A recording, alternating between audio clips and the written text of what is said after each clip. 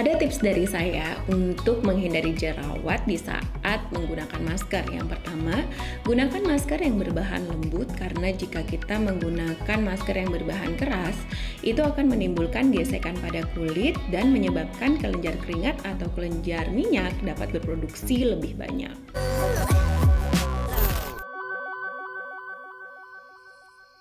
Akhir-akhir ini banyak banget pasien yang datang ke klinik dengan keluhan jerawat di area pipi maupun di sekitar bibir.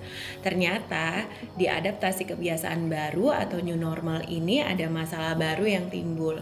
Kenapa? Karena kita harus beraktivitas seperti biasa, namun tetap menggunakan protokol kesehatan, yaitu salah satunya adalah menggunakan masker.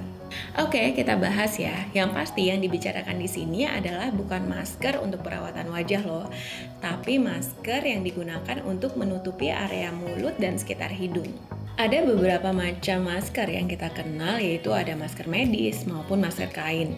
Masker medis sendiri ada beberapa jenis, kemudian masker kain pun ada banyak sekali jenisnya. Yang pastinya masker medis itu digunakan oleh tenaga kesehatan ataupun tenaga medis dan disarankan juga bagi yang bergolongan usia di atas tahun menggunakan masker medis agar terproteksi dengan baik dari virus maupun segala macam bakteri. Sedangkan masker kain ini banyak sekali digunakan dan banyak sekali macamnya. Ada yang dari bahan katun, kemudian ada juga yang dari bahan batik ataupun songket yang bordir-bordir seperti ini, dan pastinya ini yang paling hits yaitu si masker scuba ini.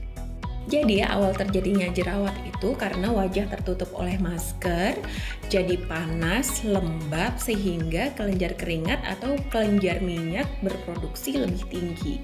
Nah, akibatnya higienitas kurang baik dan kemudian bakteri-bakteri menumpuk, terjadilah si jerawat itu.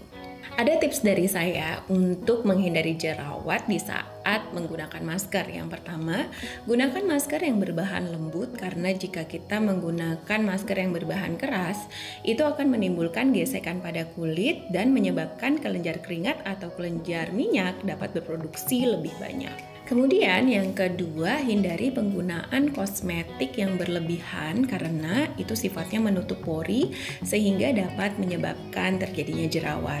Yang ketiga, menggunakan pelembab pun sebaiknya harus pilih-pilih ketika kita menggunakan masker. Jadi pelembab itu konsistensinya kan macam-macam ya. Sebaiknya kita gunakan yang ringan-ringan aja untuk pelembab selama menggunakan masker. Yang keempat, setelah menggunakan masker, setidaknya kita harus melakukan double cleansing.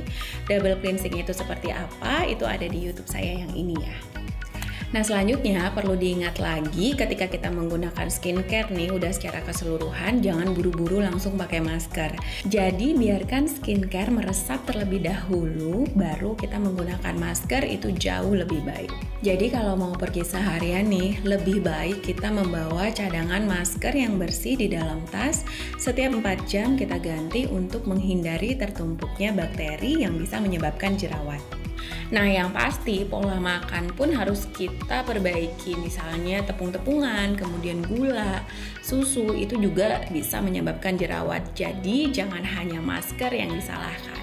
Itu saja tips-tips supaya nggak jerawatan lagi selama menggunakan masker. Semoga dapat memberikan manfaat.